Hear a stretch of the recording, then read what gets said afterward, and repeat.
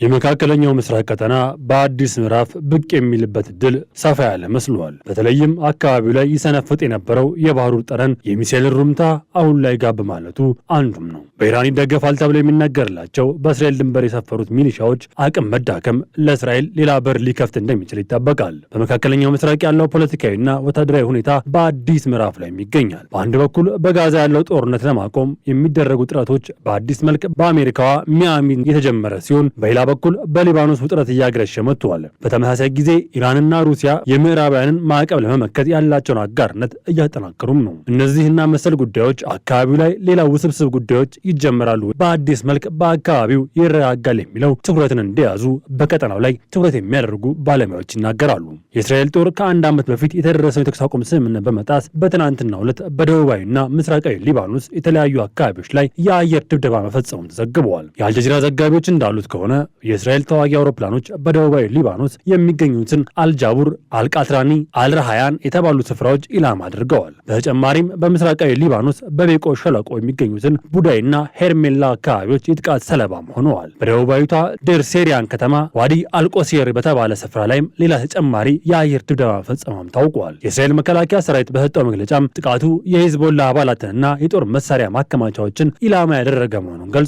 እስራኤል ይህን እርምጃ የምትወስደው ሂዝቦላ ትጥቅ እንዲፈታ ጫናን ለማድረግ እንደሆነ ብትገልጽም የሂዝቦላ መሪዎች ግን እስራኤል በሊባኖስ ግዛት ውስጥ በወረራ በያዘቻቸውና በምትደበድብበት ሁኔታ ትጥቅ እንደማይፈቱ በጽኑ አስታውቀዋል። በሁለቱ ወገኖች መካከል ያለው ግጭት ይበልጥ የከረረና ከሳምንት በፊት እስራኤል በቤሩት ደቡባዊ ዳርቻ በፈጸመችው ጥቃት የሂዝቦላ ከፍተኛ የጦር አዛዥ የነበሩት ሀያታም አሊ ታባያን መገደልን ተከትሎ ነው። ሂዝቦላ እስካሁን ለዚህ ግድያ አጸፋዊ እርምጃ ባይወስድም በትክክለኛው ጊዜና ቦታ ምላሽ እንደሚሰጥም ዝቷል። የተባበሩት መንግስታት ድርጅት ባወጣው ሪፖርት እንደ አውሮፓውያን አቆጣጠር 2024 መጨረሻ በተኩስ አቁም ስምምነት ተግባራዊ ከሆነ ወዲህ ቢያንስ 127 ንጹሃን ሰዎች በእስራኤል ጥቃት መገደላቸውም ተገልጸዋል። የተመድ ባለስልጣናት እነዚህ ጥቃቶች የጦር ወንጀል ሊባሉ እንደሚችሉ ማስጠንቀቅ ድርጊቱን በጽኑም ኮንነዋል። ይህ ጥቃት ተፈጸመው ሁለቱ ሀገራት ተኩስ አቁም ሂደት የሚከታተል የሲቪል ተወካይ ኮሚቴ ለመጀመሪያ ጊዜ በላኩበት ወቅት መሆኑ ሁኔታውን አሳሳቢም አድርጎታል። ይሁን እንጂ የሂዝቦላ መሪ ናይም ቃሲም የሊባኖስ መንግስት የቀድሞውን አምባሳደር ሲሞን ካርማን ወደ ድርድር መላኩን ክፉኛ ነቅፈዋል። ቃሲም ይህ እርምጃ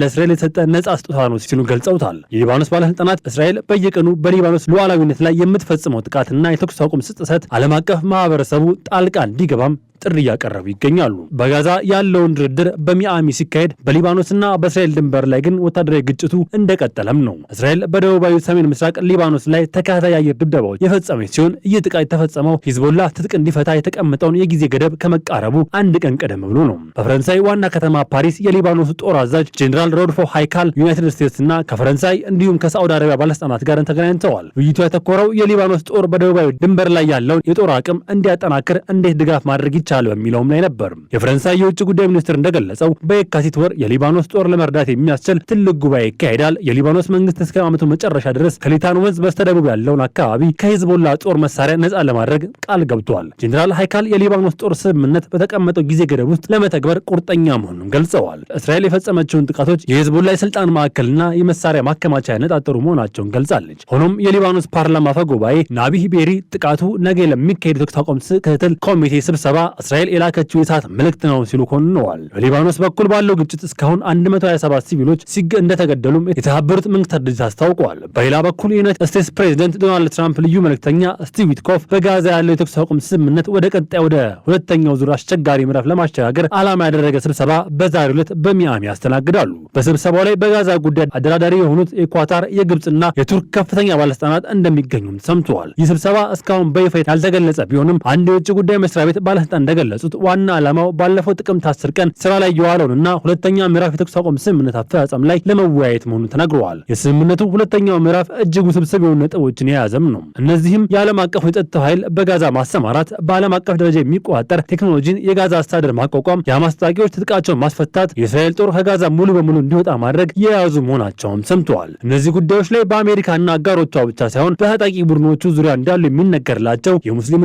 የአረብ ሀገራት መንግስታት ጭምር የሚያስፈልጉበትም ነው። እንዲሁም እጅግ ውስብስብ የሆነ ፖለቲካዊ ጉዳዮች የያዙ በመሆናቸው ቀላል እንደማይሆን እየተነገረም ይገኛል። ይህ ሂደት በፕሬዝዳንት ዶናልድ ትራምፕ ሰብሳቢነት የሚመራው የሰላም ቦርድ እንዲቆጣጠረውም ታቅዷል። እስራኤል እንደ ቱርክ ያሉ ሀገራት በዚህ ኃይል ውስጥ እንዳይሳተፉ ያላትን ተቃውሞ ገልጻለች። የኳታር ጠቅላይ ሚኒስትር ሼክ መሐመድ ቢን አብዱራህማን አልታኒ ዓለም አቀፉ ኃይል አንዱን ወገን ወገን ከሌላው ወገን የሚከላከል መሆን እንደሌለበትም አሳስበዋል። የሰላም ቦርድ ውስጥ ቱርክ የምትገባ ከሆነ ለእስራኤል ለምታደርጋቸው እንቅስቃሴዎችና ውሳኔዎች አስቸጋሪ እንደሚያደርገው ማመን ይመስላል ቱርክ ከሰላም ቦርድ ውጭ እንድትሆን ጥያቄውን ያቀረበችው። ፕሬዚደንት ጣይብ ኤርዶጋን በበኩላቸው በእስራኤል በጋዛ ሰርጥ የምትፈጽማቸውን ወንጀሎች ለዓለሙ ማህበረሰብ መናገራቸውን እንደሚቀጥሉ አስታውቀዋል። ይህንን ማንም አያስቆመንም ሲሉ መናገራቸውን ሲአርቲ ወርልድ ዘግበዋል። በቀጣይ ጊዜያት በጋዛ ሰርጥ የነበሩ ጉዳዮችን በዝርዝር ለዓለም ማሳወቃቸውን ይቀጥላሉ። በቱርክ በኩል ሐማስን እንደ ነጻ አውጪ ቡድን መታየቱ፣ በአንጻሩ በእስራኤል በኩል ቡድኑ እንደ አሸባሪ መታየቱ ለግጭታቸው መነሻ እንደሆነም ይነሳል። ይህን ተከትሎ ቱርክ በሰላም ቦርድ ውስጥ እንዳትካተት እስራኤል በይፋ ጠይቃለች። በተኩስ አቁም የመጀመሪያው ምዕራፍ ስምምነት ሐማስ በእጁ የነበሩ ታጋዮችን የለቀቀ ሲሆን እስራኤል በበኩሏ በሺዎች የሚቆጠሩ ፍልስጤማውያንን እስረኞችን ፈታለች። በተጨማሪም የተወሰነ መጠን ያለው ሰብአዊ እርዳታ ወደ ጋዛ እንዲገባም ተደርጓል። ሆኖም ግን ሁለቱ ወገኖች እርስ በርሳቸው መካሰሳቸው ስምምነቱ አሁን ላይም ቆመዋል። ሐማስ እስራኤል ድንበሮችን አልከፈተችም እና ደብደባዋን አላቆመችም ሲል ይከሳል። እስራኤል ደግሞ የኢራን ግቪል የተባለውን የመጨረሻ ታጋጅ አስክሬን እንዲመለስላት እየጠየቀች ትገኛለች። በመካከለኛው ምስራቅ ያለው ውጥረት ባለበት ሁኔታ ኢራንና ሩሲያ ግንኙነታቸውን ይበልጥ እያጠናከሩ መጥተዋል። የኢራኑ የውጭ ጉዳይ ሚኒስትር አባስ አራቺ በቅርቡ በቤላሩስና በሩሲያ ያደረጉት የ3 ቀናት ጉብኝት አጠናቀው ወደ ሀገራቸው ተመልሰዋል። በዚህ ጉብኝት ወቅት በሁለቱ ሀገራት መካከል የ3 ዓመት የትብብር ፍኖተ ካርታ ስምምነትን ተፈርመዋል። አራቺ እንደገለጹት ይህ ስምምነት በምዕራባውያን የሚጣሉ ህገወጥ ማዕቀቦችን በጋራ ለመመከት፣ የመሰረተ ልማት ፕሮጀክትን በጋራ ለማከናወን፣ በተባበሩት መንግስታት የጸጥታው ምክር ቤት ውስጥ የሚወሰዱ እርምጃዎችን በቅንጅት ለመከላከል የሚያስችል መሆኑን አራቺ በኤክስ ገጻቸው አስፍረዋል። የሩሲያ የውጭ ጉዳይ ሚኒስትር ሰርጌይ ላቭሮቭ እና አራቺ በጋራ በሰጡት ጋዜጣዊ መግለጫም ሁለቱ ሀገራት በምዕራባውያን በኩል እንደሚደረግ በተናገሩት እቀባ ላይ በጋራ ለመቋቋም ያላቸውን ዝግጁነት አረጋግጠዋል። የኢራኑ ፕሬዚዳንት መሱድ ፔሽኪያን በበኩላቸው የዩናይትድ ስቴትስ ለድርድር የምታቀርባቸው አዋራጭ ቅድመ ሁኔታዎች ብለው በገለጿቸው ሀሳቦች እንደማይቀበሉም በይፋ አስታውቀዋል። ፕሬዚደንቱ በቴህራን ከፖለቲካ ልሂቃን ጋር ባደረጉት ስብሰባም ኢራን ከዚህ ቀደም ለስምምነት ዝግጁ ነበረች፣ ሆኖም ዋሽንግተን ስምምነቱን አፍርሳ ወደ ጦርነት አመራች ሲሉ ወቅሰዋል። ፔሽኪያን ኢራን የኒውክሌር ቦምብ የመስራት ፍላጎት እንደሌላትና ለማንኛውም አይነት ዓለም አቀፍ ፍተሻ ዝግጁ መሆኗን ገልጸዋል።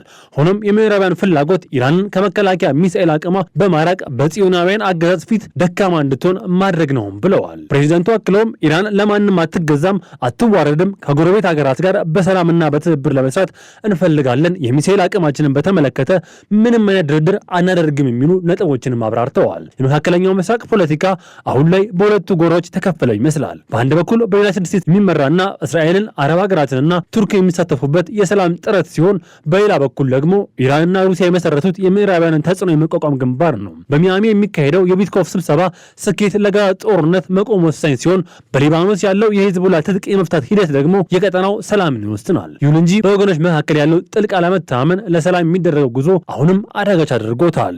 በቀጣይ በቀጠናው ላይ የሚደረጉ እንቅስቃሴዎች ሁሉ ትኩረትን የሚስቡ ሆነዋል።